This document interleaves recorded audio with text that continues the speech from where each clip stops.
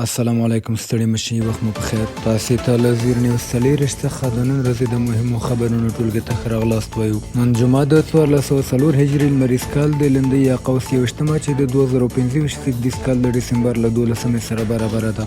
زه صافی یم او تاسې ته له زیر نیوز څلېرویشت څخه د نړۍ مهم خبرونه وړاندې کوم. خو په سر کې د مهمو خبرونو سرټکي. په غزه کې د سخت بایرون توپان له امله د تیرو 4 ساعتونو په ترڅ کې لږ تر لږه 14 تنه وژل شوي او امریکا د وینزویلا د مادرو د کورنۍ پر غړو او شپږو تیلو وړونکو بیړیو تازه بندیزونه لګولي. اوس هم پام وکړئ پوره خبرونو ته. غزه کې د سخت بایرون طوفان له امله د تیرو 4 ساعتونو په ترڅ کې لږ تر لږه 14 فلسطینیان وژل شوي چې 3 ماشومان پکې د یخنۍ له امله هم مړه شوي. د اسرایلي جګړې له کبله ویجاړې شوې سیمې د شدیدو بارانونو او سړې هوا لپاره هیڅ امکانات نه لري او ګڼې خیمې، کورونه او دیوالونه نړېدلي دي. د غزې ملکي دفاع ډلې تر اوسه 11 مړي، 6 ټپیان راایستلي او شاوخوا 250 تنه خوندي ځایونو ته انتقال شوي. په همدې حال کې د غزې ګڼ بې ځایه شوي کسان وایي چې د باران له امله یې خیمې او ټول توکي له منځه تللي او د تګ بل ځای هم نه لري. چارواکي وایي ملکي خلک هېڅکله د جګړې هدف کېدلی نشي او د بشري مرستو د داخلېدو خنډونه باید لرې شي.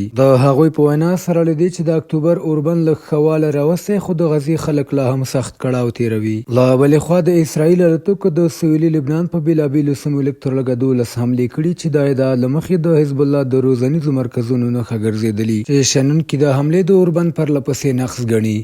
د سوډان په شمالي کردفان کې د چټک ملاتړ ځواکونو نوي بریدونو ته دغه ستراتیژیک ولایت امنیتي وضعیت خورا خراب کړی دی. دغه ځواکونو د کزکیل کلی د بریدونو په زور ونیو، کورونه او کروندې یې وسوځولې او ګڼ ملکیان یې ووژل. له دې سره اوسېدونکي ایلابید ښار ته تښتېدلي چې هلته د خوراک، پاکو اوبو او سرپناه سخت کمښت دی. ایلابید د سوډان د پوځ لپاره مهم لوجستیکي مرکز بلل کېږي ځکه له همدې ځایه د دارفور پر لور عملیات کېږي او د خرطوم د دفاع د لومړۍ کرښې په توګه کارول کېږي. رسندوی ادارې وایي چې شاوخوا 130,000 بې ځایه شوي کسان په ایلابید کې د بشري مرستو له شدید کمښت سره مخ دي.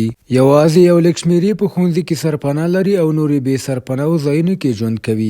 د باراني موسم سره د کولرا او نورو اوبو لارو ناروغیو د خپرېدو خطر ډېر شوی. ځایي سرچینې وایي چې چټک ملاتړ د جولای په منځ کې د ایلابید شاوخوا په کلیو باندې بریدونو کې له 300 ډېر ملکیان وژلي او پر ښار یې د ډرون او توپونو ګوزارونه هم زیات کړي. خلک په ځانګړي ډول ښځې او ماشومان ویره لري چې که ایلابید سقوط وکړي د تېښتې کومه خوندي لاره به پاتې نشي.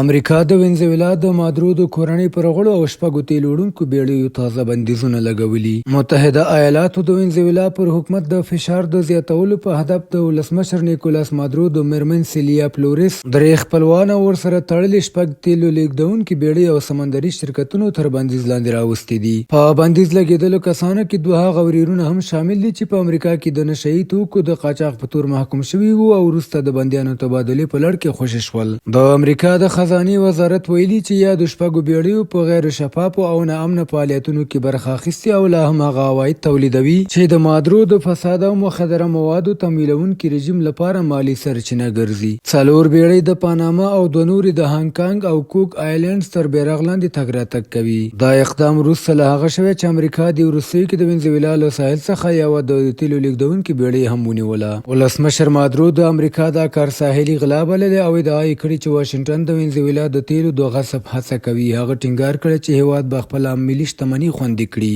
د چهارشنبې ورځې نیول د 2019 راهیسې د بندیزونو تر پلي کېدو وروسته د وینزویلا د تیلو د لیږد لومړنی مورد و چې د واشنګټن او کاراکاس ترمنځ یې ترینګلتیا نوره هم زیاته کړې ده. اخوا بیا له وینزویلا وتلې د اپوزیسیون مشره ماریا کورینا ماچودو چې له یو کال پټ ژوند وروسته په 2م ځل په عام محضر کې راڅرګنده شوې، په اوسلو کې اعلان وکړ چې مادرو به واک پرېږدي که د مذاکراتو له لارې یا بې له مذاکراتو وي.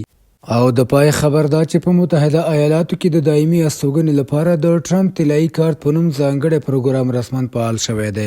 د امریکا ولسمشر ډونالډ ټرمپ د قوس په 19 اعلان وکړ چې د دې پروګرام ځانګړې ویب پاڼه پرانستل شوې او د کارت له لارې ټول راغونډېدونکي عواید به د امریکا ملي خزانې ته انتقالېږي. طلایي کارت چې د ازادۍ مجسمې او د ولسمشر ټرمپ انځور پرې نندارې ته ایښودل شوی هغه کسانو ته وړاندې کېږي چې غواړي په امریکا کې دایمي استوګنه ترلاسه کړي. د حکومت له لوري د دغه کارت بیه د افرادو لپاره $1 میلیون ټاکل شوی، په داسې حال کې چې شرکتونه باید د خپلو کارکوونکو د پاتې کېدو په موخه $2 میلیون ورکړي. سپینې ماڼۍ د پروګرام رسمي ویب پاڼه هم خپره کړې چې پکې د غوښتن لیکلو آنلاین فورمې، د تابعیت او د زیږون ځای اړوند پوښتنې او نورې اړتیاوې شاملې دي. د ټرمپ طلایي کارت پیل د داسې وخت سره هم مهاله دی چې په امریکا کې پر کډوالو قانوني او غیر قانوني فشارونه زیات شوي او د افغانستان په ګډون د ګڼو هیوادونو اتباع د سختو مهاجرتي محدودیتونو سره مخ دي.